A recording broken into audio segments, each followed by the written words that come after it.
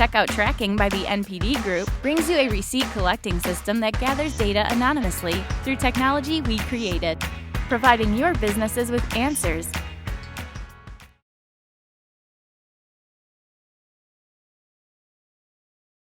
Our next speaker helped build and deploy the business intelligence systems for a tiny little game called Game of War.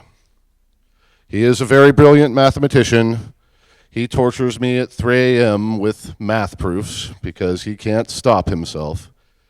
The very bright, the very successful Dani Zuniga.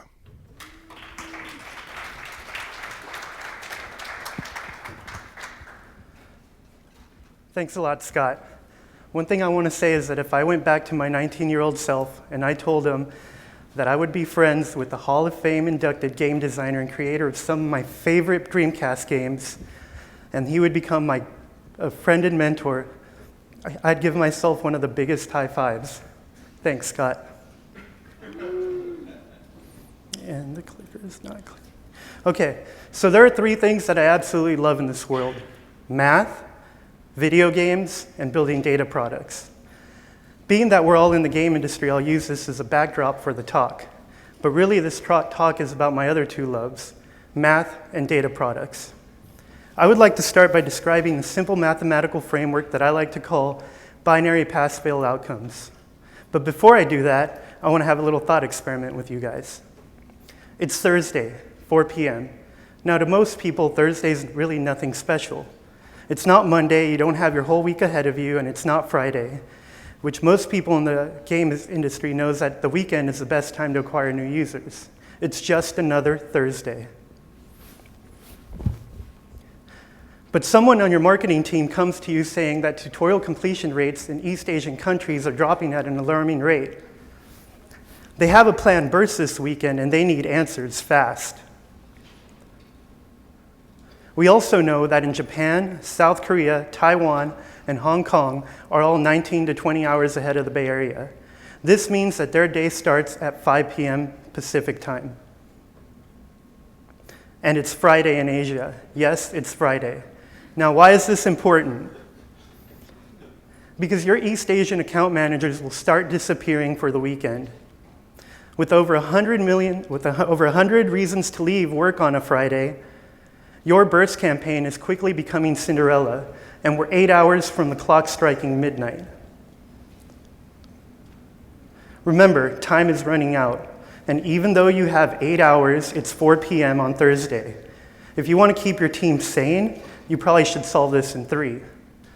But we also know that this cannot wait until tomorrow. Pacific time Friday is too late, so basically you have 2 choices here. Before you call it a night, you get the data, you figure out where the bad tutorial completion rates are coming from, whether it's a specific ad partner or publisher. You make some calls, you start modifying your campaigns, and you save your burst. Or you don't get the data, you cancel the whole burst, and because tutorial completion rates are so low, this doesn't make any sense to your UA ROI. Your marketing team needs to make a decision tonight. Now, this is a common example of a binary pass-fail outcome that you'll face driving UA in the games industry. Failure in these situations, no matter what the stakes, are always the same. 0. You have nothing to show for it. You have completely missed out. Now, here's the good news. Everybody in this room has already won a positive outcome in the ultimate binary pass-fail situation. Now, I really want to try to keep this talk a little light because as much as I know that I love data products, if you're not a nerd like me, this is going to be a total snooze fest. So let's go on to the tools. I want to start with alerts. Alerts are about speeding up your team's reaction times. There's nothing faster than billions of ones and zeros running through models and alerting you when you have an issue. But your alert systems need to avoid noise. If your team gets so many alerts that you can't act on all or most of them, they'll start ignoring them. Secondly, your alerts should have an escalation procedure. You don't want to get a call or a text or send in the drones to the whole team for the smallest little sign of a problem. Now, one thing about an alert is that it's just an alert. Every alert needs to have a process. Documentation is key here.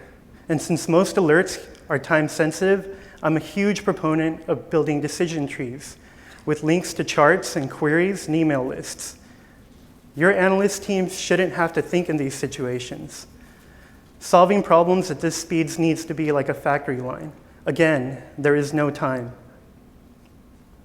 Now, after the alert system comes our good old-fashioned chart.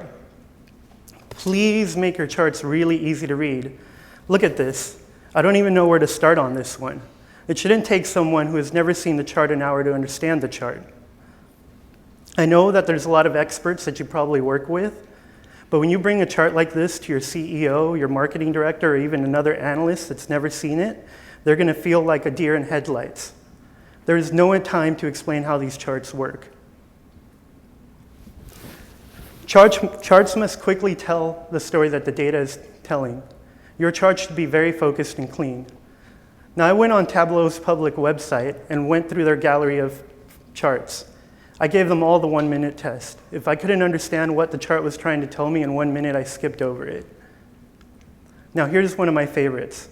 I can actually say that the diversity of artists hitting #1 in the UK has been increasing over the decades. Now, this took me about 20 seconds to see. I think this is a great chart. Now, there's one little flaw in this chart, and this is that at first glance, you would think that that trend is changing, but it's actually not changing. See, if you think about it, we're only half away this decade. The trend is continuing. So my suggestion to this chart maker is to add a prediction or omit the decade, even add some notes about the decade. Now, this point I can't stress enough, and I've actually seen it happen a lot. Your chart should load really fast. Again, when you're trying to solve problems, it's about time. Deep problems take more than one chart to solve. You can't afford to wait for 10 charts to load.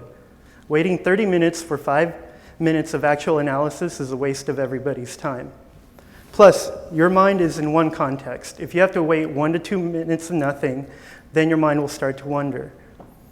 And then once the chart is loaded, your brain will have to switch back to the context. So before I go on, I want to tell you a little bit about analysis. Sometimes when I get emails back from new analysts, I'll get screenshots of charts.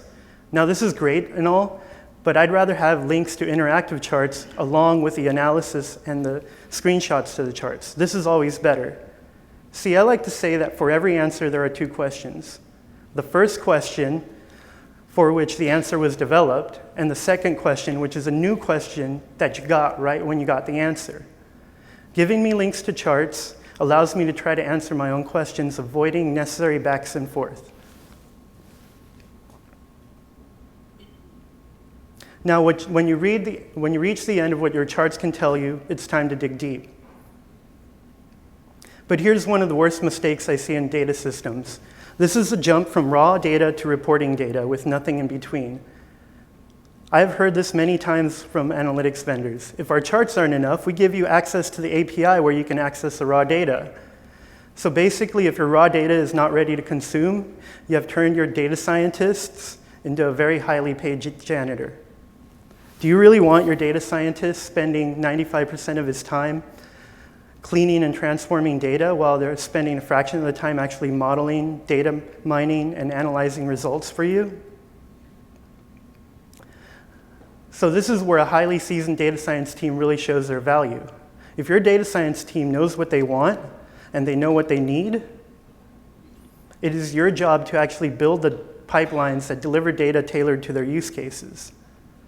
Now, what I like to do is I like to ask questions. How do you need your data aggregated? Is it by country? Is it by hour? At what intervals do you need your data? How long is it going to take you to process that much data? And ultimately, I always try to figure out what is the set of problems they routinely need to solve. Pre-built data sets and ETLs tailored to your team's specific needs are a force multiplier on your data science hour. Now for the last critical component, and this is your data pipeline. But before I go into that, I want to tell you a little story. And this is a story about my driver's ed class back in the late 1990s. My driving instructor made the case that driving 10 miles faster is not really worth it. His math went something like this. If you're driving 15 miles at 60 miles an hour, you arrive to your destination in 15 minutes. By increasing your speed to 10 miles an hour, to 70 miles an hour, you will reach your destination in 12 minutes and 51 seconds. Now, is 2 minutes and 9 seconds really worth it? Well, growing up in San Diego, a city built around a freeway system, this made complete sense to me. You pop onto 1 to 3 freeways, you drive for about 15 minutes, and you're at your destination. So 2 minutes, 9 seconds wasn't really worth it. But then I moved to San Francisco. And in San Francisco, I met Geary's green wave. So as you travel down Geary Boulevard, sometimes you can hit a long string of green lights. So, from Van Ness and Geary Boulevard to 40th and Geary Boulevard, a 4.4-minute drive can, if you play Race the Taxi and make as many green lights as you can, will take 15 minutes. But if you pick the wrong lane, you get behind a pace car, you miss a few lights, the same drive will take 30 minutes. Now, the difference in speed for making these green lights is about 5 to 10 miles per hour. That's only a 15 to 30% increase in speed, which nets you 50% time savings. Now, this is huge. I'd much rather get somewhere in 15 minutes than 30 minutes. Now, why did I tell you this story? Because your data pipelines are less like San Diego and a lot more like San Francisco. There are usually many processes that, if delayed even by 5 minutes, can have a multiplicative effect, causing delays in your data pipeline of up to a few hours. Now remember, this is about speed. Your data pipeline needs to be tuned to the point where delays are minimized. One thing we like to say is that if there is no data or the data is late, I'm flying blind, and you do not want to fly blind. Now I hope that over the course of this talk, you have learned a lot about binary pass-fail outcomes and how to spot the situations that put you in them. But before I leave, I want to tell you one last story. This is about the Battle of San Jacinto. Now, for those of you that are not Texas or Mexican history buffs, the Battle of San Jacinto was a little battle between the 1,200-man-strong Mexican force led by General Santana and the Texans, led by Sam Houston, comprised of 900 soldiers. The battle, which lasted less than 20 minutes, was won when the Texan force snuck up to the Mexican army while they're on siesta. For those of you that don't know, a siesta is an afternoon nap. 650 Mexican soldiers were killed that day. That was 60 times the 11 Texan soldiers that died. Now, depending on which side's account you're reading, you'll get different reasons for the siesta. The Texan accounts will tell you that the Mexican siesta was a customary siesta, a cultural thing. In the Mexican accounts, you'll get the equivalent of Washington's March into Valley Forge, where they were poorly fed, ill-equipped, and they had a long march staggering into San Jacinto with just enough energy to build fortifications, and they really needed rest. But in the end, the reason for the rest doesn't matter. When destiny calls, one side was ready and the other was not. Those who are ready at the moment of action will take victory regardless of the circumstances that put them there. So the real question you should ask yourself every day is, your team, do you have the technology and the team and the processes to be ready when all those moments come? Thank you.